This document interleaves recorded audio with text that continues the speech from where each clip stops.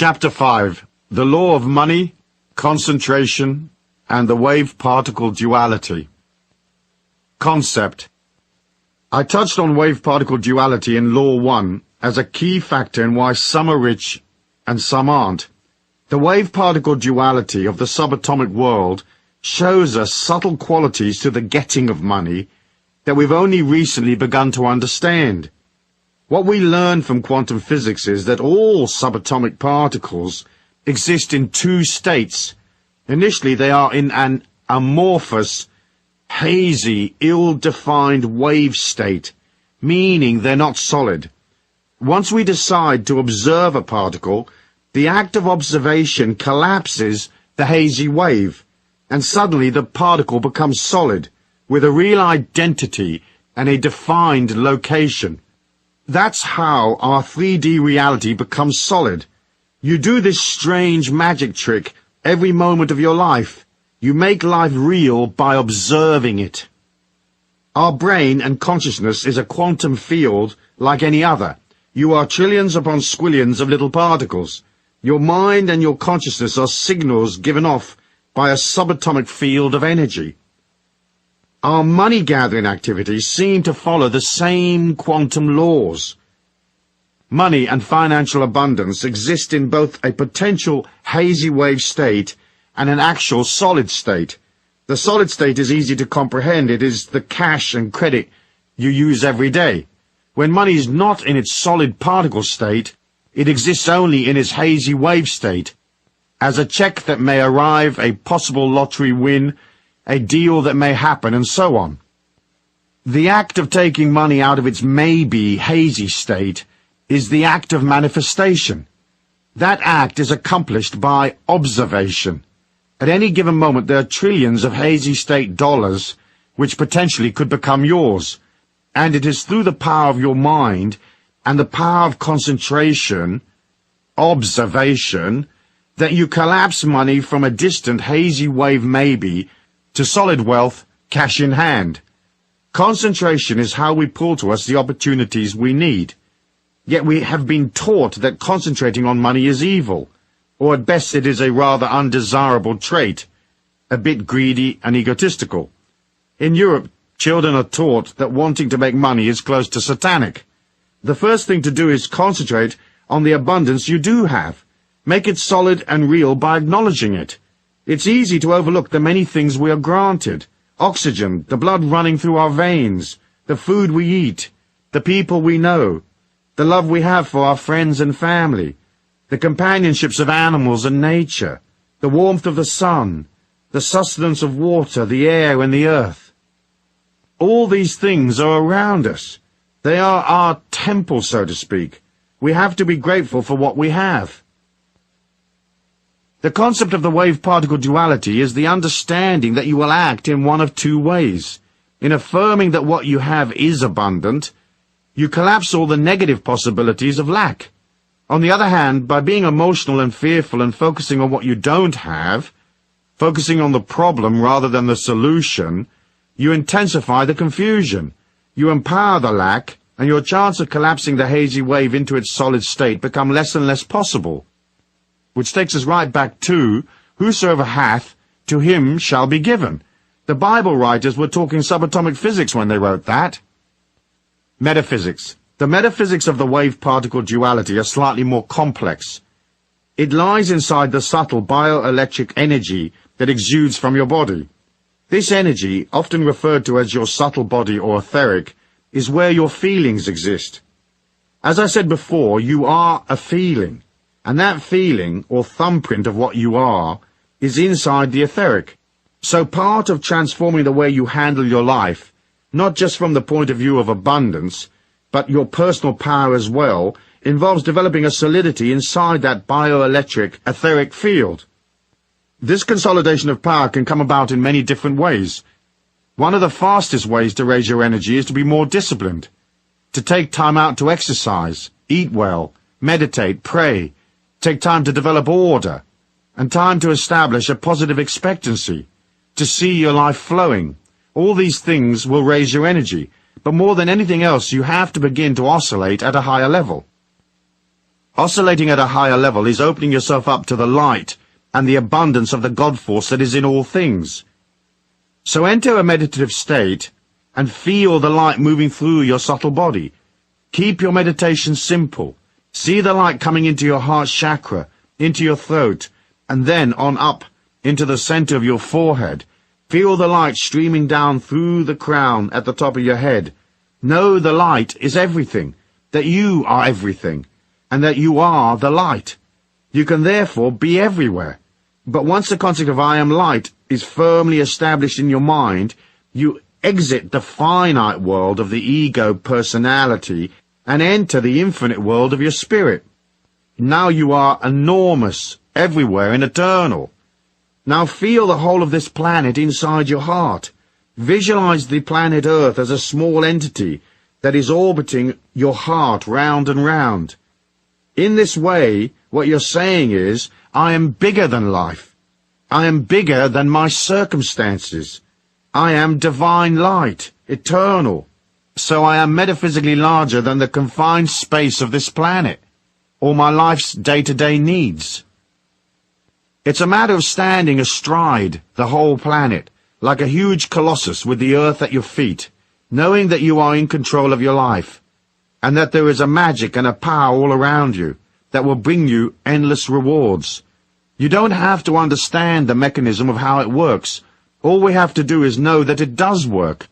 Deepak Chopra says in his book, The 7 Spiritual Laws of Success, inherent in every intention and desire is the mechanics for its fulfillment.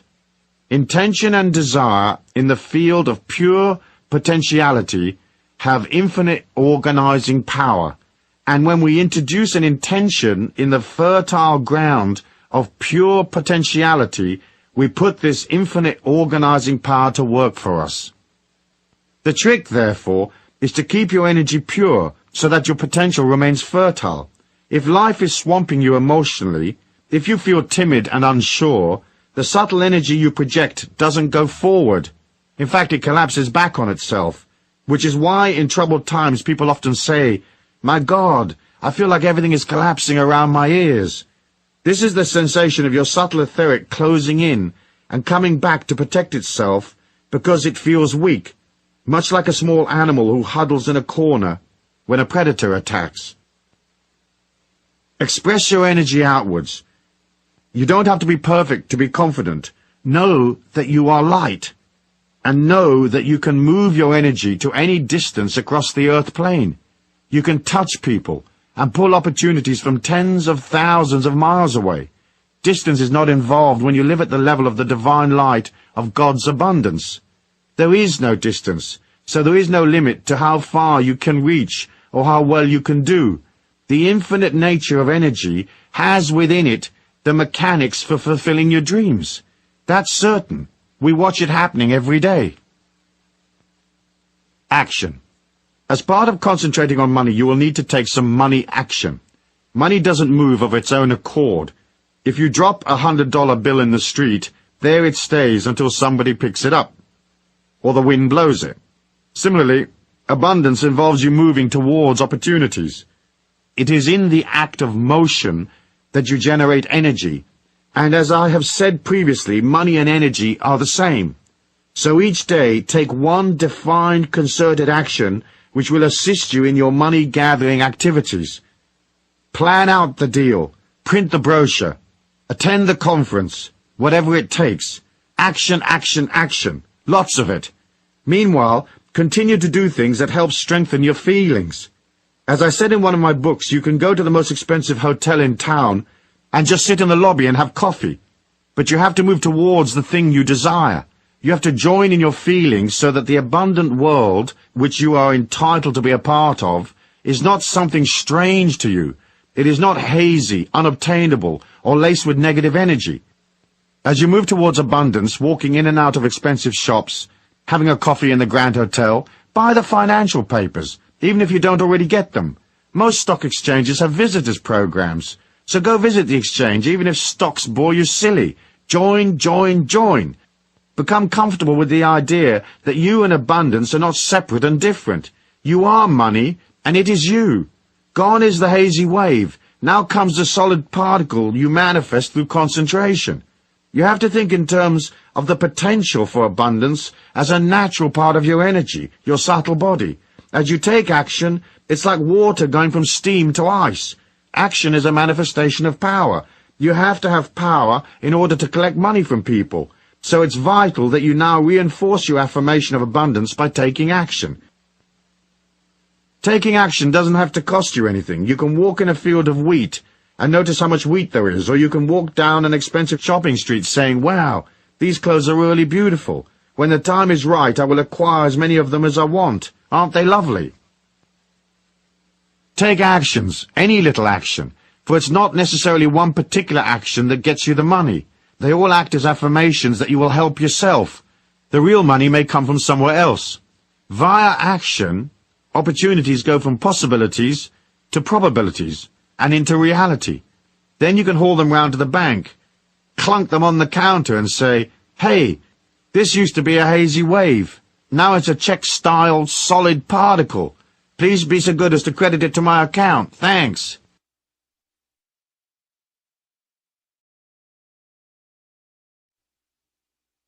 Chapter 6. The Law of Invocation and Manifestation. Concept.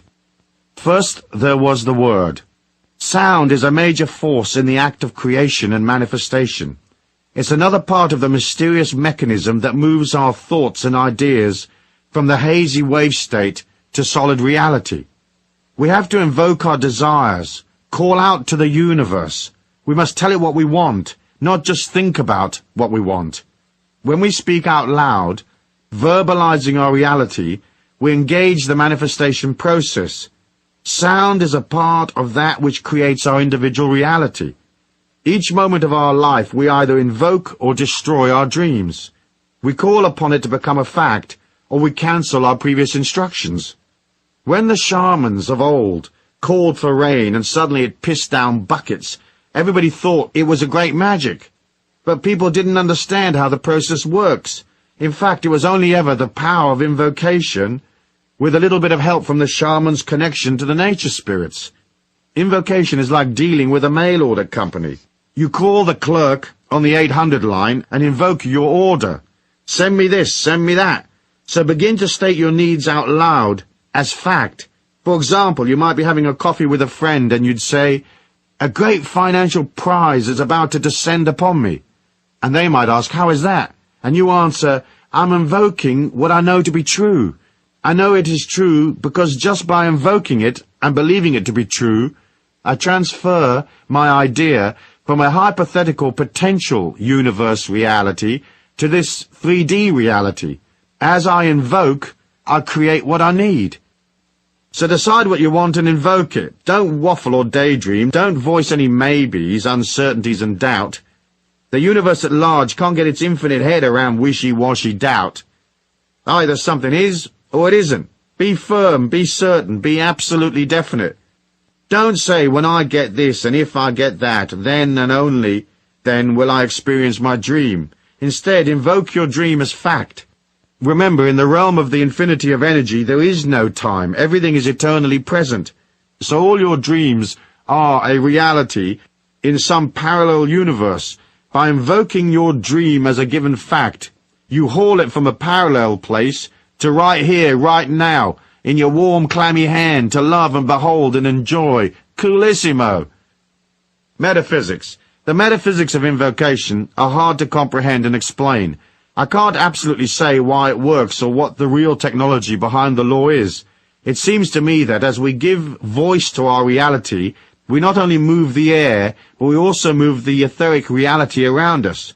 Just as our bodies have a subtle bioelectric reality, etheric, the whole planet and the ambience around us has its own etheric body. That body may very well be connected to parallel universes wherein our hypothetical ideas and dreams exist. When we invoke, we seem to haul those ideas from hypothetical possible universes to this one right here on Mother Earth. The important thing is to believe in what you are invoking and don't voice any depreciating ideas. Keep your dream safe. Guard its holy and sacrosanct nature by not trashing it with negative waves. Don't engage in idle chatter and thoughtless remarks. If you say this situation is a nightmare, you invoke terrible spirits to visit you at night. If you say it's dreadful, you establish fear and dread in your life. If you say something is a pain in the butt, be prepared for a hemorrhoid attack. Don't moan, and don't allow doubt and disquiet to diminish your life and its power. If you're worried about something, keep it to yourself, and don't vocalize it as fact. For that solidifies it. Work instead on the solution. Voice that solution as fact. Everything can be changed. Catherine Ponder says in her book, The Dynamic Laws of Prosperity, never underestimate the power of words. You make your world with words, as did Jehovah in the beginning. But if you do not like the world you have previously made with words of discord, lack, limitation, and hard times, you can begin building a new world of limitless good and prosperity by changing your words of command and decree. So there you have it. Invoke the word and get the abundance and happiness you are entitled to. Action. Prayer is a form of invocation, especially when we pray out loud. But to make prayer really work for you, you have to make the subtle shift from asking and begging to knowing. If you say, God, send me more money, that's not an invocation. It has an air of uncertainty about it. It feels weak. Invocation requires you to state your need as granted, and to be certain that your loot is already on its way, delivered and real in a parallel universe, and on its way to this 3D reality we call home. So instead of praying quietly, pray out loud, stating each desire as fact. Remember, a great prize is about to come into my life. A very profitable opportunity is on its way to me. A large sum of money is dropping into my lap effortlessly, and so on. Invoke, invoke, you'll never be broke.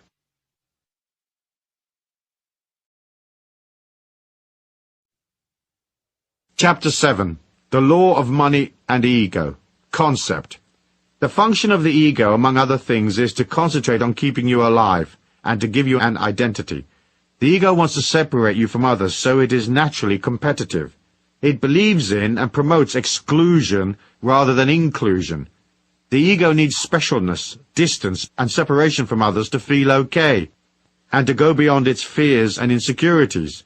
The number one ego-driven force fueling the planet, other than sex, is money. Money is a symbol of importance, and feeling important allows the ego to believe itself distant from other people. When there is distance, the physical body of the person in which the ego dwells can be observed. As I said in Law 5, at a subatomic level our reality exists in a hazy state. It's nowhere and everywhere. It's only when you observe something that it becomes solid. So the ego likes to establish observers. It's one of the ways the ego controls you, keeping you edgy and stiff and in prison, brainwashed into accepting its ideas. It's difficult for most to understand how that stiffness and fear causes them to miss opportunities. Unravel the baggage, shift your mind about the need for importance and specialness, and suddenly you are free. After all, what you really need is a happy, liberated, creative life. Seeking admirers and observers is for the weak and insecure. You're not a performing dog, acting out, hoping for attention and a tasty morsel. It's degrading and debilitating, and spiritually it's rather ugly. There's no greater abundance than the abundance freedom offers. To unshackle from the ego's manipulation of you is to transcend. It's a hair's breadth from total enlightenment. What is the point of being enormously wealthy if you're neurotic and scared? What is the point of being famous if it means you create for yourself a luxury prison of sadness and loneliness, surrounded by yes-men and minions, but without the company of real friends who love you, who accept you unconditionally, people you can love in return? As I said in The Trick to Money is Having Some, money-making is not a serious business. It's a game that you play. At first it may seem that it is a game you play with forces outside of yourself, the economies of the marketplace, so to speak. But as you proceed, you discover it is actually a game you play with yourself. Detaching from the seriousness of money involves moving from ego-oriented ideas to a spiritual comprehension of money. Once you are no longer separate from the rest of the world, and you've joined the infinite self within, you're back in the divine light that connects us all. You see the evolution of the earth plane as a combined evolution of all the souls upon it. So rather than grabbing and pulling to make your assets and valuables separate from everybody else's, you realize you are a part of everything, and everything is a part of you, which means, of course, that everybody's money and wealth becomes your money and wealth. This helps you enormously, because it opens you up to the possibility of receiving large amounts of other people's money without having to actually do any work. Like winning a lottery, finding money in the street, coming upon a fantastic money-making opportunity or whatever. Poverty is established by the separation the ego creates. It is the root of poverty consciousness, if you like. By becoming a part of all things, you create an abundance consciousness. Seriousness is a disease of the ego. Life isn't really serious. It's just a short journey. Yes, there may be pain, anguish, and other negative emotions in your life, but those negative emotions are generated by contradictions of the ego. The ego wants life to go one way, and circumstances come along and contradict it. Our journey on this earth plane, when viewed in its spiritual context, is a completely positive experience. Seriousness warps your life and disconnects you from your childlike self. The creative power inside of you is childlike, and creativity equals money. If you deny yourself access to the child within because you're too serious, you also block your connection to the divine light and your feminine self. Every creator who's any good uses their feminine side to create with. Whether a scientist working on a hunch, a painter working on the interplay of colors, or a musician dealing with the juxtaposition of notes and chords, the feminine principles are soft, and they appeal to human feeling. In fact, creativity is the only evidence left of our societies once they've come and gone. We don't remember the businessmen of Rome, or the various generals that fought the Trojan Wars. Even the kings and queens of old are fairly uninteresting.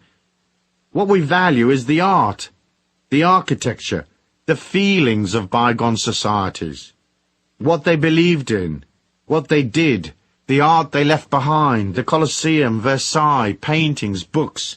Those are the things that have meaning, and so they last. We remember the yin, because it is through the yin and softness that the God force is expressed. So if you're a little too serious, lighten up, dude. Try to make light of life. Embrace its childlike beauty. Being too grown-up is a serious and painful experience. Don't mess with it too much. Metaphysics. The metaphysics of money and ego are simple to understand. You are an oscillation of energy, a feeling. If having and not having money is linked to your ego's perception of itself and your overall perception of your self-worth, your emotions will be on a roller coaster, and that will affect your subtle body. When things go wrong, the check bounces, money's not flowing, your energy will drop. You'll feel defeated, weaker, and less than before. If you're locked into the ego's perception of life and things go wrong, it can make you unwell. Somehow you have to come to the metaphysical truth of your divine specialness. This is not a specialness that you poke in people's faces, but a silent specialness. It is the act of accepting the infinite beauty within you. Then the ups and downs of money are irrelevant. To get to that point of view is not an overnight process for many, because everything we ever hear tells us how important status is and how lacking we are. All advertising is there to remind you of what you haven't got. Its function is to stimulate the desire by subtly showing you an inadequacy. Often advertising uses subliminal fear mechanisms. You don't want to be fat, do you? And therefore rejected by others. So buy these special foods. You don't want wrinkles, do you? And therefore be lonely and unloved. Rub this useless cream on your face. You want admirers, don't you? Buy this glitzy car that will fall apart in 2 years. Advertising also stimulates debt. Debt is a form of leaning. A bit of debt, manageable debt, is okay. Lots of debt, topples you over. It takes you into fear and negative emotion, which affects your etheric energy. Once the etheric starts to wobble, you have less protection from outside forces and psychic intrusion, and you may experience even more fear, get depressed and so forth. The way the government and the media play to the ego is an insidious control trip. It's designed to make you a prisoner. The only defense you have against TikTok's bombardment of you is to detach.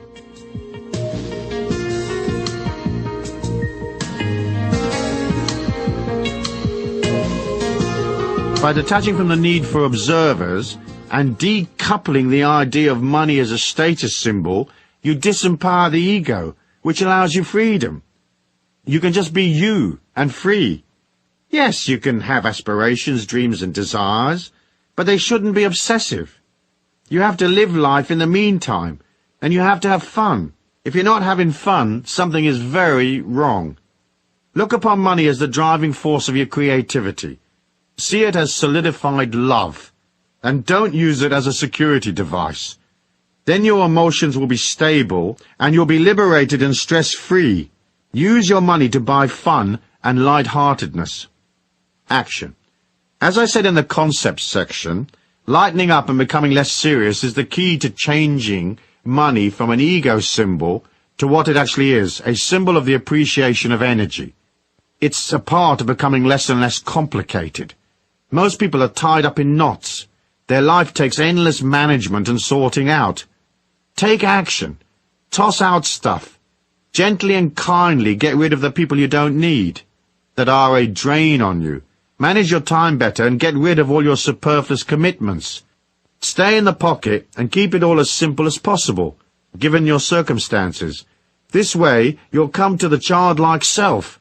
When you find that inner child, parent it, nurture it, look after it.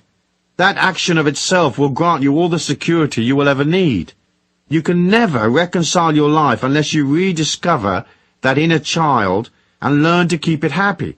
So go to a toy store and buy yourself some games, play in the rain, roll in the mud, or whack your face in a cream pie. I was in a la-di-da restaurant in San Francisco with my ex-wife, my little boy and some kids and a bunch of relatives and friends. It was a very expensive restaurant, extremes of la-di-da with lots of very serious, important people, dining in whispers, having dull dinners. At the end of the meal, I ordered a bunch of gooey meringue pies. It wasn't on the menu, so the chef had to make them up specially for us. The maitre d' ceremoniously brought the pies out and placed them in front of each of us. We were 10 at the table. We waited for a second or two, staring at the pies with glee, and then on the count of 3, each of us at the table picked up our pie and whacked it in the face of the person sitting to our left. We all gave and we all received. The children went ballistic, laughing their heads off. We fell to the floor in hysterics. We couldn't contain ourselves. The maitre d' was shocked. There was sticky meringue everywhere. Some of the other customers were laughing fit to burst. Others were absolutely appalled, and they probably have never gone back to the restaurant again. The sugar in the meringue stings your eyes a bit, but boy, did we have fun. If you've never done something like this, try it. Being light-hearted is angelic, and being angelic is being infinite. And being infinite is easier than being stuck with a bunch of boring grown-ups who fret over their investments, who strut and work hard and pay out money for stuff that doesn't make them happy. If you're suffering from negative emotions or pain, internalize it and work on it on your own. Do not project it onto others. You have to be responsible and own your own pain. Sure, you can talk about it to a therapist, or you can share your troubles with a friend, but in the end, you are your pain. It's personal to you. You don't have the right to project it on others, leaking anger and disquiet, spoiling their energy by dolloping your stuff upon them. That's bad karma, as is manipulation, vengeance, and nastiness. As a part of setting you free and liberating yourself from fear, don't bother to push and shove and compete with others. If they need to be hot shots, let them. If they need to prove how clever they are, let them. Act simple and just listen. It's a good discipline. If they need to be first, step aside. Let them pass. The sun will rise exactly the same time for everyone in the neighborhood. no matter who rushes ahead or who ambles along at peace with himself or herself. It's the belief you have to compete that creates lack, and the fear of lack. Once you raise your energy, you don't need to compete. Once you don't need to compete, you're no longer scared. When you're no longer scared, you resonate a stronger energy. More people show up, and you can bill them all the more. These laws of money are so simple.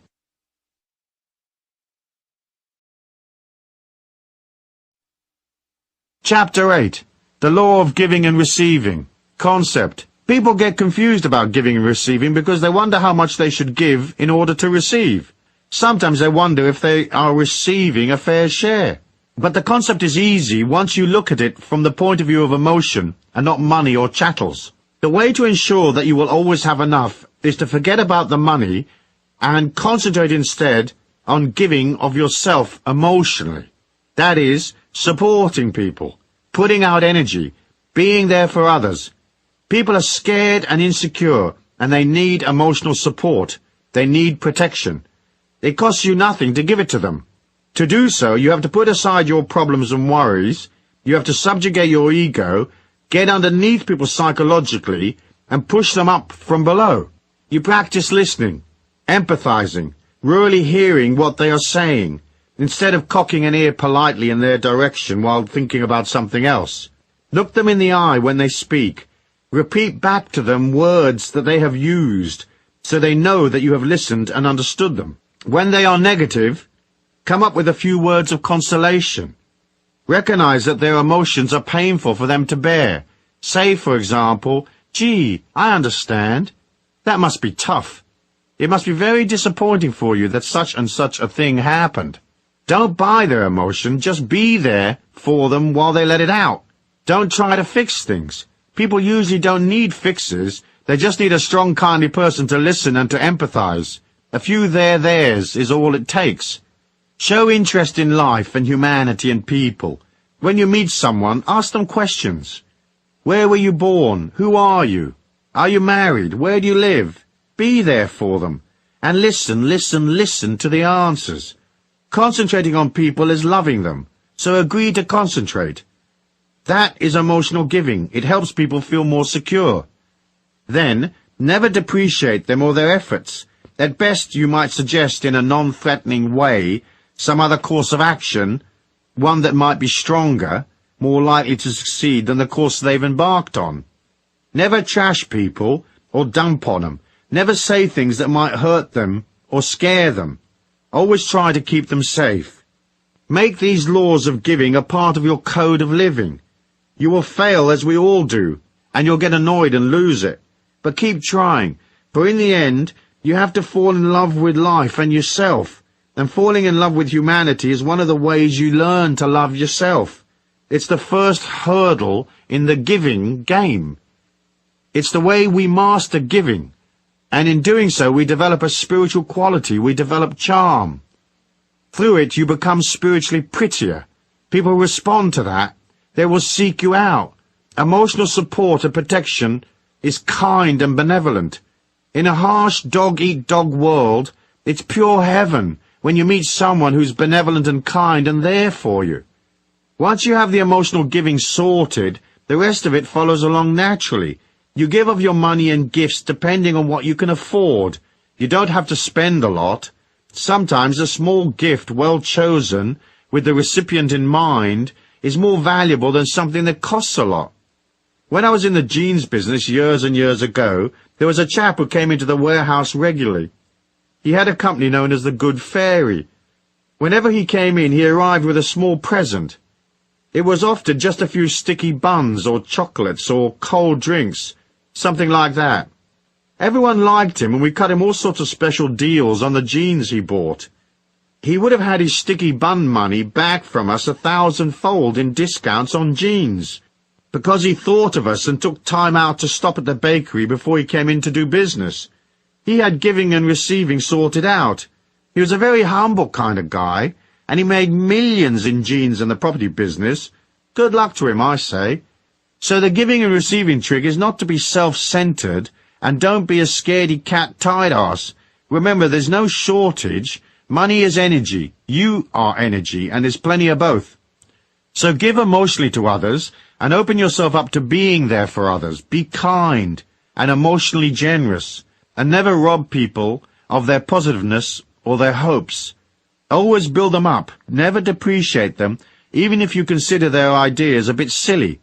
Back them. Back them verbally and emotionally without condition. And if you really can't bring yourself to back them unconditionally, then at least be neutral, as I said. Now, to the receiving. Get your head around the idea that everybody's money is your money. Do things which allow you to truly comprehend that the world is yours. Go to the art gallery in town and look at the great works and place the image of those pictures inside your heart. They are yours. Go to the jewelry store and mentally place those fine things inside you as well. It's nothing more than reaching out in your mind's eye for a necklace, pulling it back and placing it inside you. It's now yours, rather than being unobtainable behind the window as you gaze at it from the street. Look at the fine things of life and own them mentally. Let them belong to you. Now let's start to affirm these ideas as true. Go take $1,000 out of the bank and try to never walk around with less than, say, $500, even if it is the last of your money. If you can't manage a permanent float of $500 right now, then settle for less, but carry cash with you everywhere you go. Of course, if you can manage more, carry a couple of grand. Don't worry about losing it, or those negative waves about being robbed. You are in the flow and balanced and in charge of your money. No one's taking it from you. In fact, they're lining up to give you more. Get used to having money in your pocket, knowing that you are abundant and that more is coming, and knowing that you are responsible and you won't go potty and blow it all in 10 minutes if you can't afford to. Carry real money, not plastic. Credit cards have negative connotations. They're often a symbol of lack, not abundance. They are a mechanism which appeals to the ego, and so they control people. Using credit cards, people overspend, and that trips them into worry and fear, for the bill is on the way. Don't use credit cards except when you have to establish credibility, like at car rental companies. The rest of the time, use cash. It's solid and real, and it helps you feel rich. Its presence in your pocket is an affirmation that you have money and that you are open and ready to receive even more. Next, believe in your abundance. When bills come in, pay them the same day.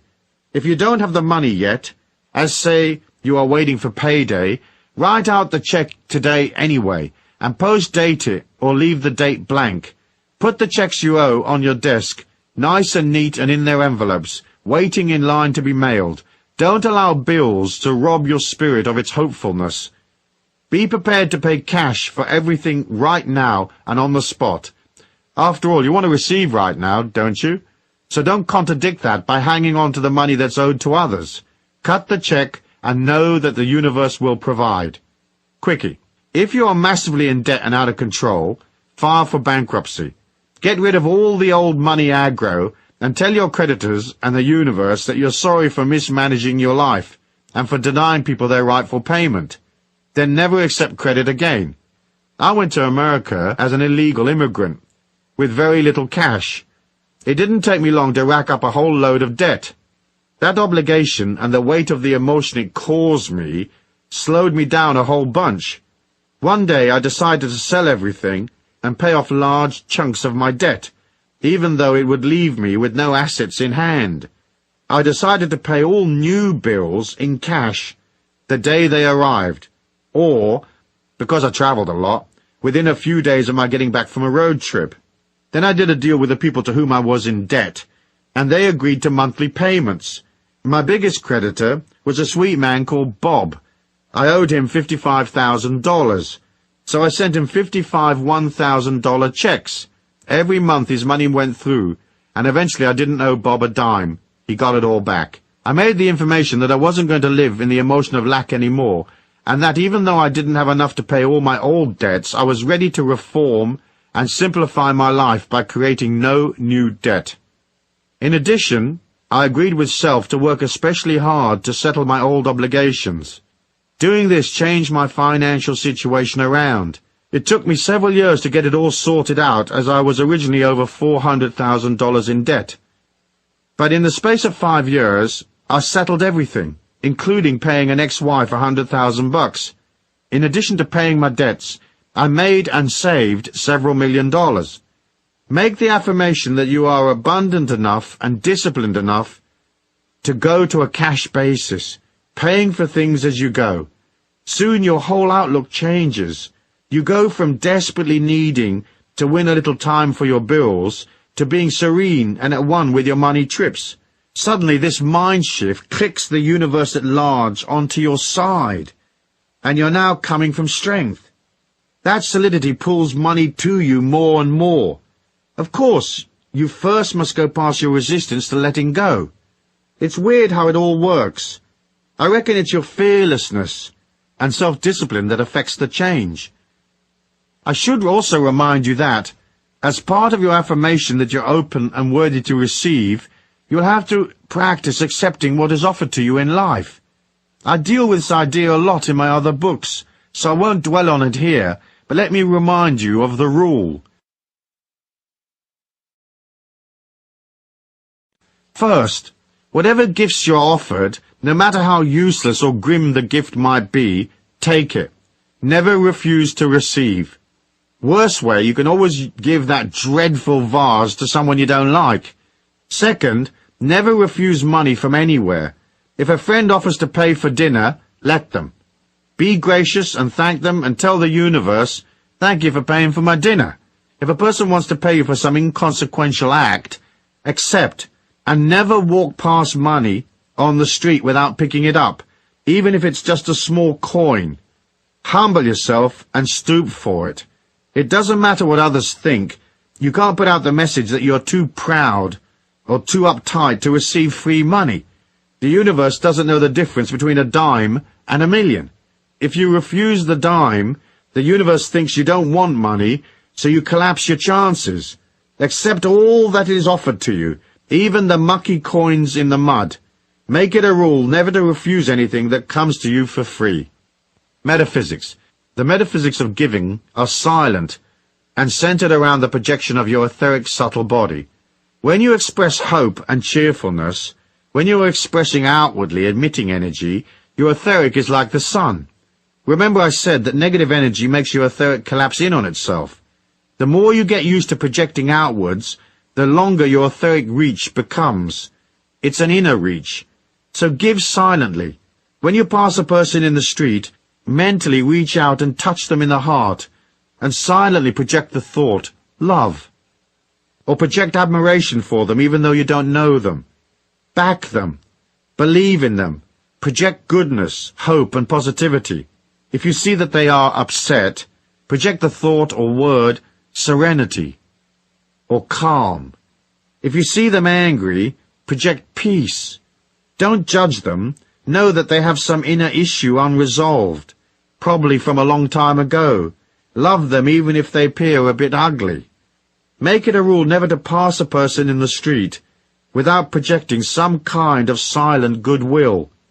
Now, if you're coming out of the Tokyo Underground in the rush hour and there's 60,000 people there, don't mess with trying to get 'em all. Pick a few here and there and leave it at that. Otherwise, energy-wise, you'll be on your knees. But keep projecting silently for the eventual healing of everyone on the planet. Silently touching people you pass without them knowing. Like angels touch us in our sleep, without us being aware of their presence. That's the metaphysical giving sorted. Let the receiving come in from the inner worlds.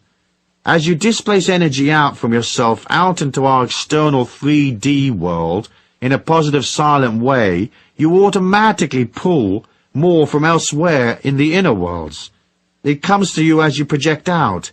It also comes to you in the night while you sleep.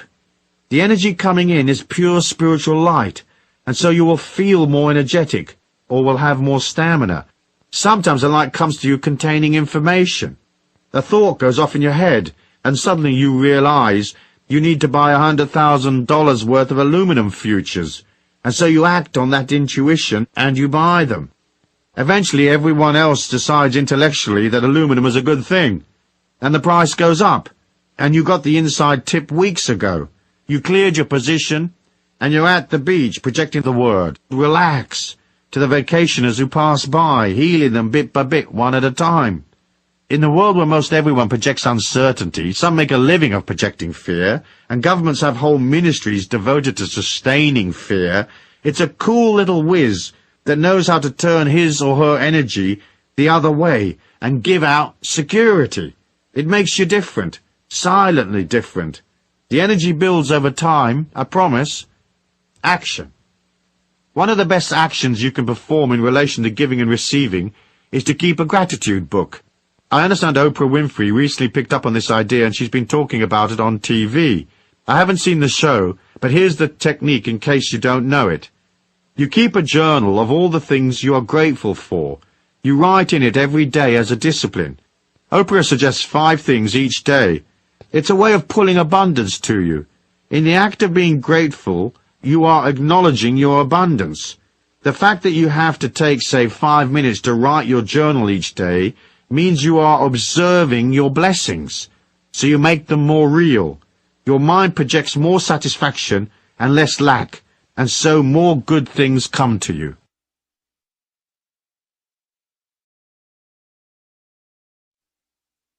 Chapter 9. The Law of Honor, Integrity, and Abundance. Concept. Talking about honor is tricky. It doesn't take much to come off as a righteous Pratimus Maximus of extreme pomposity and silliness. Here goes, I'll do my best and I'll keep it short. When you separate from your body and look back at your life, nothing will have disappeared. I've been in those worlds via the trance state, and the OBE, the out-of-body experience, and the near-death tube. And what I tell you is correct. Though each one experiences their life's overview slightly differently. You won't want to look at stuff if it is gruesome. If your life has been one of manipulation, inflicting terror, nastiness, rip-offs and so forth, the moment of your spiritual overview is going to be an extremely painful experience, unless of course you change things now. You can metaphysically and spiritually rewrite your history by seeing your mistakes as lessons, understanding that the God force is full of compassion, and realizing that each of us falls into the dark through our weaknesses and fears. In addition, the people who have been affected by any darkness you projected had a metaphysical responsibility. They must have projected or sustained their own negative energy for you to show up. Or at least they must have had options and they didn't take them. Of course, in the case of children who are abused, they don't have options because they're born into negative situations. If darkness has been a part of your life, you can perform a spiritual overview and healing while alive. First you have to ponder your dark side and agree to let it come out, as it is usually repressed deep within. Then, when you're ready, take yourself off for a couple of days on your own, someplace remote and quiet, stay in silence and fast, meditate and pray. Allow the impact of your acts to come upon you. And once you've looked at that, all you have to do is own it. That is, you will have to see how you were responsible. Owning it is accepting that you inflicted the pain on others, and you have to see how it must have felt for them as they became scared or sad because of your actions. Perhaps you killed them off because they lost hope, or perhaps they died not because you killed them literally, but because you stressed them out so much they passed away from other maladies.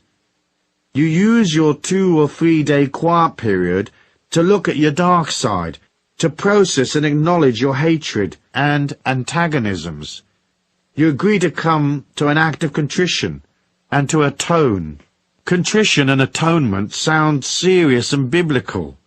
One imagines balls of fire cast down from above while Sodom and Gomorrah burn in the distance. It's not quite like that, because a universal compassion kicks in if you do it right. Contrition is feeling sorry for your stuff-ups and owning them, and atonement is doing something about them. We all have darkness inside of us, so you don't have to feel especially guilty. Yet you can't get to the light without passing through the dark. The idea that you can escape it completely by just being positive is metaphysically unsophisticated. You can certainly avoid it for a bit, building light and energy as you go, but in the end it is always there. You have to tackle it one day. Rudolf Steiner called it the guardian of the threshold. I always imagined the guardian as a monster on your path, who knew all of your weaknesses and could play upon them. It would eat you if you didn't have the courage to face it. Even the most saintly person has a dark side. If they say they don't, they're a saintly person with quite a lot of BS and denial, and that of itself can be dark. Even Jesus had his 40 days in the desert, processing his shadow side, being tempted and so forth. As your energy grows and grows, and as you become more and more light, you have to come to honor and integrity. For the expanding light within you attracts the dark forces that hang around looking for weaknesses, looking for ways to use to their own ends the power you are creating. Now people usually believe they have no dark side, or that they have already processed it, but that is not often the case. Many have simply repressed their dark side deep within so it's not obvious. Simultaneously with this process, you'll want to be 100% correct in your future dealings with people, so all your future financial dealings must be honorable. You will have to be completely fair and honest and 100% correct with people. Next, you have to have honor in your feelings. That means living in the truth and expressing that truth and not being covert. We are trained as children to use covert ways to get what we want, and so we don't see it as dishonest. But it is. Our world is very dishonest, and our leaders encourage dishonesty by setting bad examples, by lying, by being corrupt, by using a political sleight of hand to sustain power. People come to believe that being dishonest, covert, sneaky and manipulative is normal. It's not. It's very dark. Being on a power trip is also dark. That power may come from your physical strength, or it might be a financial, political, or military power. Sometimes we become experts at wielding sexual and emotional clout, tormenting others with our control over them. Almost all power is abused. That's how we learn. We have to become strong inwardly and outwardly, without misusing the power we have. It's very hard to get it right, and most of us err. Some lust for power. They get off on emotionally or physically capturing others and maneuvering them. Bad karma. We are also taught to lie, exaggerate, and obscure fact. We lie by omission, seeking to sustain one image while living another. To the student on the path, all of these are traps, and they have to be sorted out. For when you lie, it is to yourself. When you cheat, the same. When you manipulate, you create a prison for yourself as well as your victims. In the end, everything you do is to yourself. There's only the oneness, so all acts are self-infliction. Metaphysics. The metaphysics of honor are simple. You can't hide from the truth, so you have to let go, humble yourself and look at the truth, and fix the bits that are less than best. Each of us has fear, hatred, and antagonism. Each of us cheats emotionally, financially, or sexually. We each have our transgressions. You rewrite your history by looking at that. Perhaps it may result in you suffering a dark night of the soul, but it will pass as you grant yourself forgiveness. Gradually, the power of the infinity within you bathes you in a new light, and you are made whole. In this way, you complete your act of contrition. Action. Atonement is the act of making good, so you can go back and pay off, if you can, the people you cheated. You apologize if you have hurt people, or you atone by charitable acts and good works. Perhaps you can't repay those you owe, but you can make a donation to some cause from which they might benefit. Atonement is accepting full responsibility for what you've done without too many explanations and excuses, and realizing that you hurt people because you were trained that way as a child, or perhaps you allowed your fears and weaknesses to lead you astray. Then you vow that you will act lovingly and kindly to others for the rest of your life. You follow through consistently over a period of time, making good the hurt that you have inflicted. I don't think it's enough to just feel sorry and to say sorry. Sometimes you have to do something concrete as well. You can make all the money in the world and you can buy all the experiences possible and live a rich life. But a life without honor and integrity is completely worthless. So as a part of your abundance affirmation and the setting up of a new energy in your life, include the correctness of honor if you've not already done so. Live your life impeccably, on every front, financial, emotional, sexual. And if you exercise power, be benevolent, very benevolent. Chapter 10. The Law of Love, Compassion and Money. Concept. Most people can't get their head around the idea of money, love and compassion being linked together. The idea that money can be a symbol of love seems odd. We are so programmed the other way. Here's how they are linked. It'll help you see it all in a different light. There's a psychological war that goes on in us humans between self-hate and self-love. It's a part of another battle that persists. The energy war between living and dying, building energy and depleting energy. The two issues are wrapped up with abundance and love, and they can very dramatically affect your ability to earn money and pull abundance to you. Here's the concept. You start pre-birth as an infinite spirit in a spiritual dimension. There, the spiritual memory of what you are is eternal, and so you have existed in some form or another since the beginning of time. Suddenly, the spirit energy that is the real you finds itself inside a little body, trapped there for life, collecting new experiences. The act of coming into the body is one of descending, leaving the magnificence of a domain of spiritual light and entering into solidity and restriction, physical restriction, and emotional difficulties, the restriction of a dysfunctional family maybe, poverty, disability, whatever. It's a sacred and humbling act to accept such a learning experience. It's an act of love, for the restriction will force a consolidation of energy. It will force that spiritual energy to go from hazy wave to a solid particle body, and it will have to take on psychological impediments which will help it learn what it is like to be a human. Those impedimenta are not real to your spirit identity. They are borrowed from others who have lived before. They were part of the global mindset at the time of your birth, and so they are imposed upon the spirit. They really don't belong. The spiritual infinity within you can't be shamed, dysfunctional, unwell, hurt or injured, for it is a spark of the Christ consciousness. People often wonder why a God that is all love and compassion can allow pain and suffering. But it's easy to see that the spirit, the one you actually are, doesn't do any pain and suffering. It remains always in a state of grace, a state of complete positiveness, even if it is collecting painful memories which the ego experiences. At the time a child becomes a mature being, it has downloaded the negative waves of its culture and the global mind, the collective mind, if you like. Your job then is to work your way out of that and return to the real you, that spark of the Christ consciousness within. That's the seminar, transmuting the negative into compassion and love. In other words, you are busy recreating your spiritual identity here in our slowish particle 3D world. We start with shame. Early in our childhood, we are shamed when people shout at us, get angry, admonish us for not using the potty correctly, whatever. Later we are shamed intellectually as being stupid, or our actions and decisions are invalidated. Then perhaps sexual shame kicks in, as we discover we're not pleasing to other humans as a sexual partner, or we're very pleasing, and we're used by others.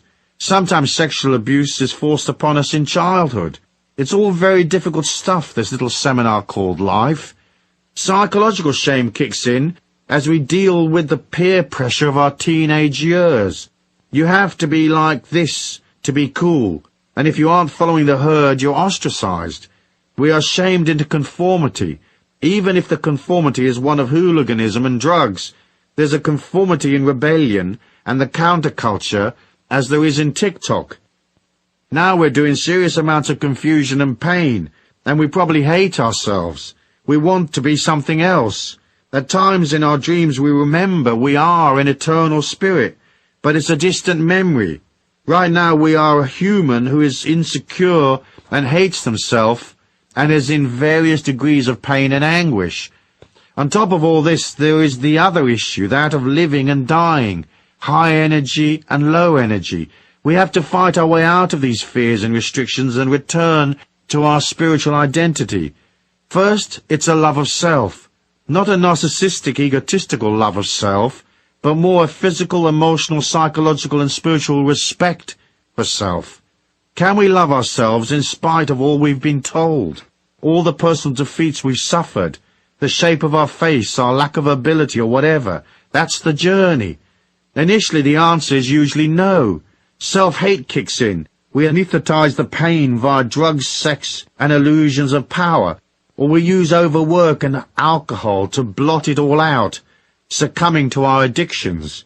We feel that if only things were different, if only we had more money, if only we had a different set of conditions, if only a certain person acted in a certain way, then we would be happy.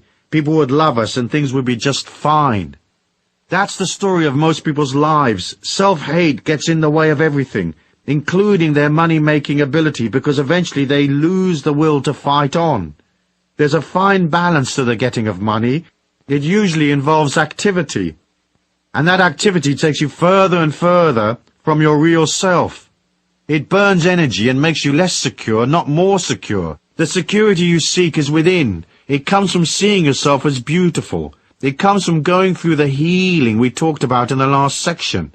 It's the act of self-love, the acceptance, detachment, and forgiveness of self.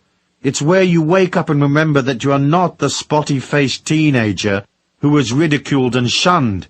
You are a powerful, eternal spirit, imbued with the Christ consciousness, and here with a mission to fulfill and lessons to learn. A spirit of infinite honor and integrity that has a connection to all the knowledge that exists. Nobody out there is perfect. We're not trying to compete in the perfection stakes. You can love yourself and be imperfect, as God loves us unconditionally. I really like the image of the water rat, this scruffy little rat that sniffs around on the edge of muddy river banks. It doesn't look like much, but the little rat is sitting there on a log by the side of the river, and he is what he is. He isn't apologizing for being a water rat, but simply stands inside a divinity and a spirituality which is the animal spirit of water rat. You are what you are. You might be an Adonis in the making, or an incredible goddess energy, or you might just be a little water rat who stands in front of the bathroom mirror in the mornings and says, "I'm a water rat, and that's okay. I don't have to convince people or act to please them. I don't have to work to win their affection. I don't have to pay for them so they will love me, because I love myself. I am what I am. I'm going out today. I'm going to believe in myself. I'm going to be honorable. I'm going to concentrate on people and treat them fairly.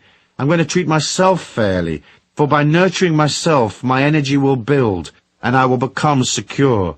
I know that money flows to security, and away from insecurity, so by being more secure, I will prosper." When you are insecure, it turns people off. To spend money, people have to give away a part of their security. When they make the transfer of money to you, they have to feel solid.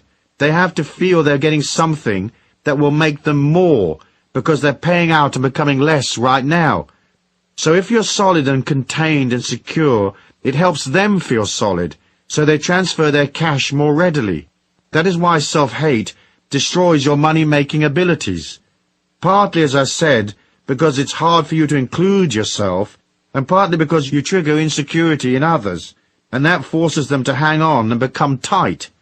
By booming out life force, love and strength and fine encouraging words to support people, you express a compassion for people's insecurity, and in the process you become stronger and more abundant. You become a divine paramedic offering people the oxygen mask of life force, dolloping out goodness and strength, so they become less fearful. People will respond to that life force, and it's up to you to figure out how you're going to bill them. Money is a symbol of that life force, of its appreciation. Money can be a solidified form of love.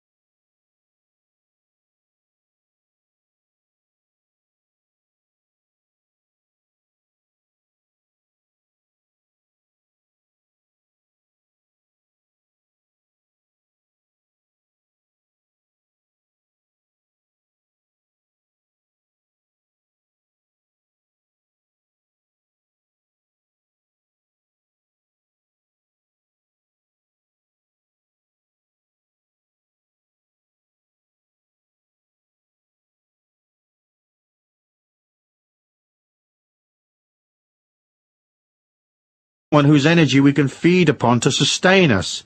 But once we start trying to suck energy from others, they're not going to like it.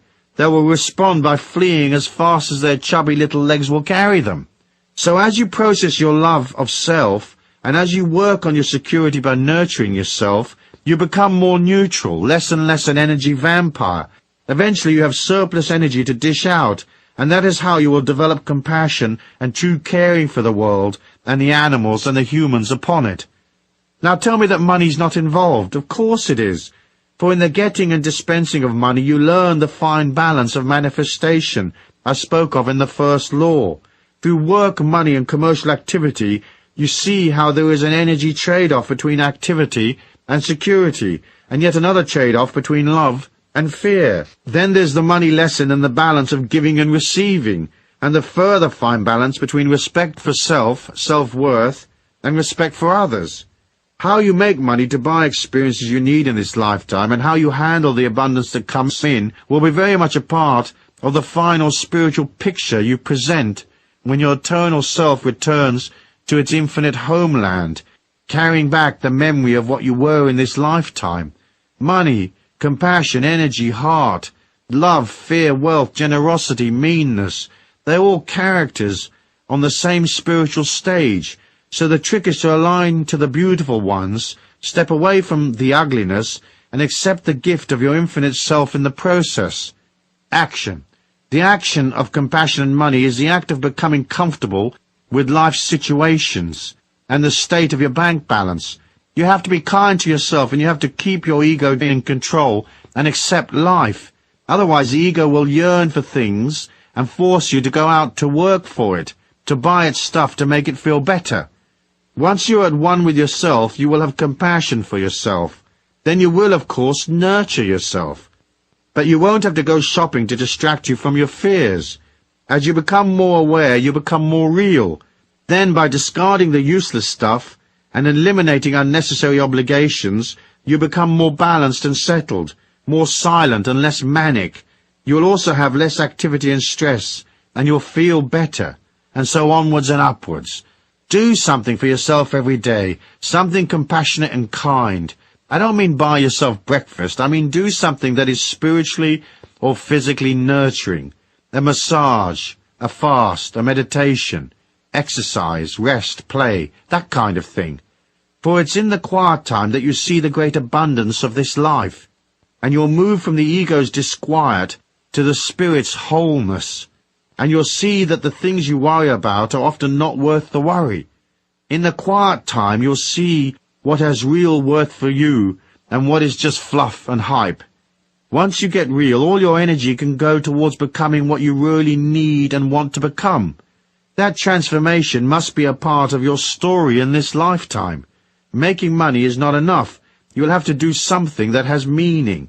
You will want to collect memories in abundant settings, but you will also want to be surrounded by love and friendship. You will want to be doing things that you want to do. Yes, that's your story. Put aside the little nitty-picky ego stuff. Start today to act, invoke, and energize the grand plan, for it is yours by right. All you have to do is agree to step up and collect. So accept yourself and believe in yourself. Look the world in the eye and say, I am what I am. And by the way, that'll be $30,000. Thank you.